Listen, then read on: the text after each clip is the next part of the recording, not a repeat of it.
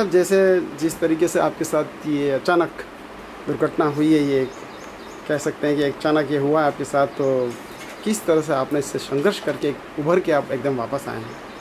तो सर भाई साहब, आपको ऐसा कुछ मालूम था कि मेरे शरीर में ऐसा कुछ होने वाला है या कोई तकलीफ़ आ रही है मेरे शरीर में? कंजी पिछले 7-8 साल से तो आप मेरे संपर्क में हैं। मुझे मेरे 57 साल की उम्र 12 अगस्त को अभी पूरी हुई है। मुझे पूरी उम्र में कभी किसी भी तरह की कोई प्रॉब्लम नहीं। मैं डायबिटिक तो हूँ, लेकिन मुझे ऐसी कभी कोई परेशानी नहीं आई। अचानक 25 मार्च को सुबह तो मोदी जी के निवास पे हम पूरे राजस्थान के एमपीओ ने हमने मीटिंग की और नाश्ता किया।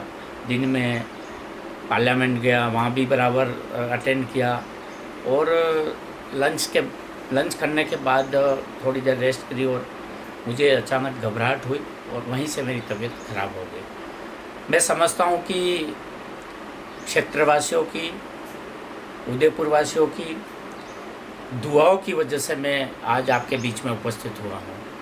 बाकी कोई चांस ऐसा जिस तरह से मेरे साथ मैं बीमार हुआ और मैं आईसीयू में रहा, लगभग 1 महीना आईसीयू में रहा, तो सब तरह के से दुआओं की वजह से मैं वापस आपके बीच में उपस्थित हुआ। मैं सब जनों को मेरी तरफ से बहुत आभार व्यक्त करता हूं कि आपकी दुआओं से मैं आपके बीच में उपस्थित हूं और भगवान से भी प्रार्थना करता हूं कि मुझे वो शक्ति और ऊर्जा प्रदान करे कि मैं निरंतर क्षेत्रवासियों के, जनता के दुख दर्द को और उनकी बात को सुन सकूं और निराकरण करने का प्रयास कर सकूं। जिस तरह आप आईसीयू में एडमिट थे, उस समय राजस्थान की पूर्व मुख्यमंत्री वसुंधरा जी राजे, गुलाब जी भाई साहब, ओम जी बिरला, कई सारे नेता आपकी कुशल क्षेम पूछने आए थे। जी देखिए, राजस्थान के मुख्यमंत्री रही वसुंधरा जी का अटूट प्रेम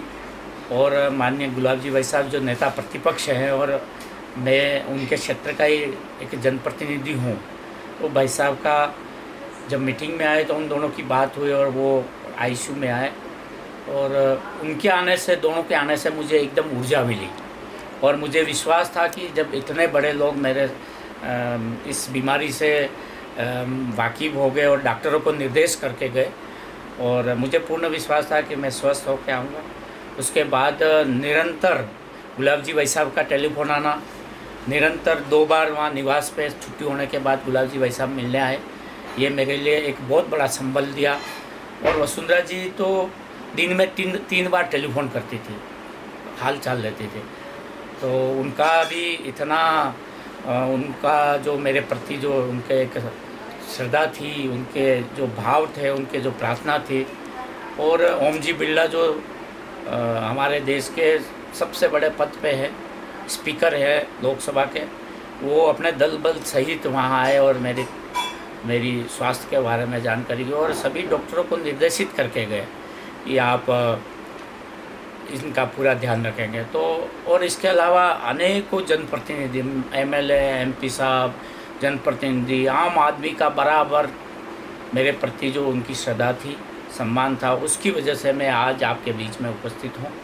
और उन सभी जनों को जो आए उनको भी, और इतने टेलीफोन आए उन सभी जनों को, और जिनका भी जिस तरह से मेरे प्रति जो भाव रहे, अच्छे भाव रहे, उसके लिए मैं उन सब जनों का स्वस्थ हो गया हूँ। अब तो मैं बस कमज़ोरी है, तो मैं उनका आभार और धन्यवाद ज्ञापित करता हूँ कि आपका स्नेह, आपका प्यार, आपका सम्मान हमेशा मेरे प्रति बना रहे और मैं इससे अधिक ऊर्जा के साथ आपके बीच में काम कर सकूं।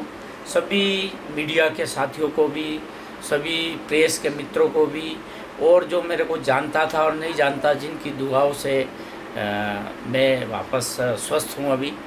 और अभी आने वाले 1 महीने 2 महीने तक मैं अभी कोई सार्वजनिक कार्यक्रम में जाने की स्थिति में नहीं हूँ, क्योंकि डॉक्टरों की सलाह है कि आप अपने घर पे रहिए और 1-2 घंटे आप लोगों से अपने ऑफिस में मिलिए, तो यही कार्यक्रम मेरा रहेगा।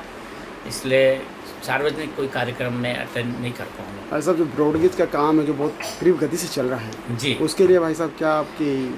देखिए, हम लोग अभी इस मानसून सत्र में रेलवे मिनिस्टर से मिले थे और उनका कहना था कि हम अगस्त के लास्ट वीक में या सितंबर के फर्स्ट वीक में जो CRS होने के बाद कोई टेक्निकल जारमन से लेकर उमरडा के बीच में थोड़ा सा टेक्निकल प्रॉब्लम आ रही है। जब तक मुंबई के सुरक्षा जो जांच होती है वो पूरी हो जाएगी, उसके बाद हम उदयपुर से अहमदाबाद और साउथ के राज्यों के लिए 4-5 गाड़ियाँ नई चलाने के लिए उन्होंने कार्यक्रम बना रखे हैं। तो अपन को बहुत जल्दी मेवाड़ वासियों को, उदयपुर वासियों को, राजस्थान वासियों को दक्षिण के राज्य में जाने के लिए बहुत सारी ट्रेनें और सुविधा, रेल की सुविधा हमें मिलेगी। इससे जो एक सपना मेवाड़ वासी देख रहे थे कि कब हमारा ब्रॉड गेज पूरा होगा, कब हमें रेल की सुविधा मिलेगी, बस की यात्रा कर करके परेशान हो गए, ज़्यादा महंगा भी पड़ता है और सुविधाजनक भी इतना नहीं रहता जितना रेल का होता है। तो रेल की सुविधा आने वाले कुछ ही दिनों में उनको मिलने वाला है। देश के प्रधानमंत्री जी से हमने निवेदन किया है कि इस ब्रॉड गेज उद्घाटन में आप पधारें, स्टेशन बने हैं उनके उद्घाटन में आप पधारें, 6 लेन उदयपुर अहमदाबाद हाईवे के पूर्ण होने के उसमें आप पधारें, उदयपुर से झाड़ोल फलेसिया नेशनल हाईवे 58E के उद्घाटन में आप पधारें। ये सारे जितने भी बड़े बड़े काम हुए हैं उसके उद्घाटन के लिए हम निमंत्रित करके आए हैं और मोदी जी ने हमको आश्वस्त किया है कि मैं ये उदयपुर डिवीज़न का और राजस्थान का कार्यक्रम उद्घाटन का मैं दूंगा। हमें उनका भी इंतजार है कि ये जो रेलवे लाइन और ये हाईवे का और जो जितने भी बड़े काम हुए उसके उद्घाटन के लिए माननीय देश के यशस्वी प्रधानमंत्री मोदी साहब हमारे बीच में आएंगे या वो हमें ऑनलाइन इस कार्यक्रम को करने की स्वीकृति प्रदान करेंगे, ऐसा हमें उम्मीद है जी। हाँ भाई। और कल स्वतंत्रता दिवस है, आज़ादी का अमृत महोत्सव 75वां स्वतंत्रता दिवस पूरा देश मनाएगा। मैं इस स्वतंत्रता दिवस पे मेरे सभी क्षेत्रवासियों को मेरे सभी मतदाताओं को, सब जन नागरिकों को, तमाम चाहने वाले और इष्ट मित्र और रिश्तेदारों को, सभी को मैं 15 अगस्त की बहुत बहुत शुभकामना प्रेषित करता हूं। और मैं उन सभी से, सब जन से निवेदन भी करता हूं कि घर घर तिरंगा का यात्रा जो एक मिशन देश के प्रधानमंत्री जी ने जो आह्वान किया है, 75वां आज़ादी का अमृत महोत्सव में प्रत्येक नागरिक स्वयं अपने घर पे तिरंगा लहराए और आज़ादी के जश्न का 75वां अमृत महोत्सव बहुत हल्ला उल्लास और खुशी से मनाएं। द कलर्स 18 उदयपुर न्यूज़ को सब्सक्राइब करें और हमेशा अपडेट रहिए।